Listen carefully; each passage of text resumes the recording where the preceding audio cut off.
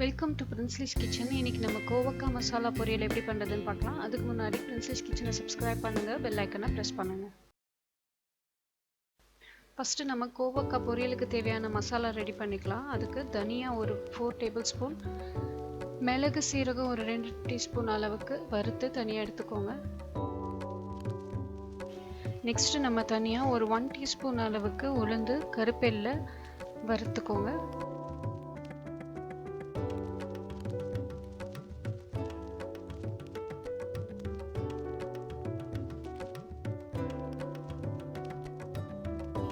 கூடவே வேர்க்கடலையும் சேர்த்து வறுத்துக்கலாம்.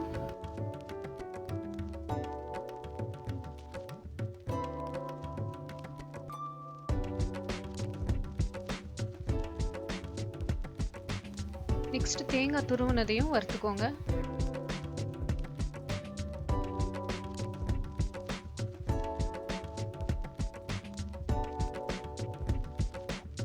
நம்ம தனித்தனியாக வறுத்த எல்லா ஐட்டமும் மிக்சியில் நம்ம ஒரு ஓட்டி கரகரப்பாக எடுத்துக்கலாம். அரைச்சதுக்கு அப்புறமா இந்த மாதிரி பவுடர் மாதிரி கிடைக்கும். இதை நம்ம அப்புறமா கோவக்காயில் ஆட் பண்ண போகிறோம். நெக்ஸ்ட் ஒரு பேனில் ஆயில் ஆட் பண்ணி கடுகு சீரகம் பூண்டு நறுக்குனதை ஆட் பண்ணி வதக்கிக்கோங்க.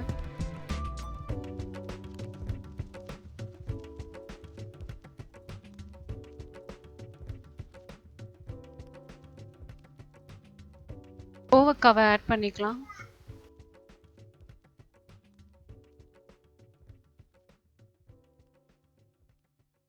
கோவக்காவை ஆட் பண்ணிட்டு லைட்டாக மிக்ஸ் பண்ணதுக்கு அப்புறமா நம்ம மூடி போட்டு குக் பண்ணலாம்.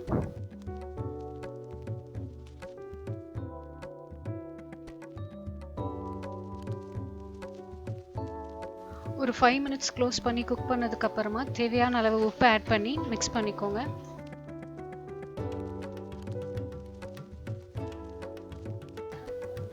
கொஞ்சமாக காரத்துக்கு ஒரு 1 டீஸ்பூன் அளவுக்கு மிளகாத்தூள் ஆட் பண்ணிக்கோங்க. சீரகத்தூள் கொஞ்சம், மஞ்சத்தூள் ஆட் பண்ணி நல்லா மிக்ஸ் பண்ணிக்கோங்க.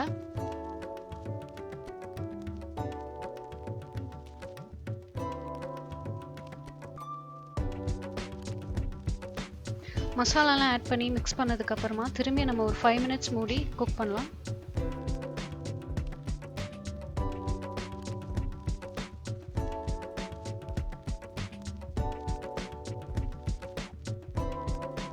ஒரு 5 மினிட்ஸ் கழிச்சு நம்ம ரெடி பண்ணி வச்சிருக்க அந்த பவுடரை இதில் ஆட் பண்ணிக்கலாம். மசாலாவை இந்த மசாலாவை நீங்கள் வேறு ஏதாவது காய்கறி ஃப்ரை பண்ணும்போது கூட நீங்கள் யூஸ் பண்ணிக்கலாம்.